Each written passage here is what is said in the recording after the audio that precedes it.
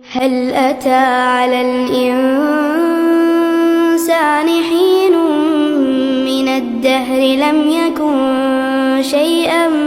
مذكورا إنا خلقنا الإنسان من نطفة أمشاج نبتليه فجعلناه سميعا بصيرا إنا هديناه السبيل إما شاكرا وإما كفورا إنا أعتدنا للكافرين سلاسل وأغلالا وسعيرا إن الأبرار يشربون من كأس كان مزاجها كافورا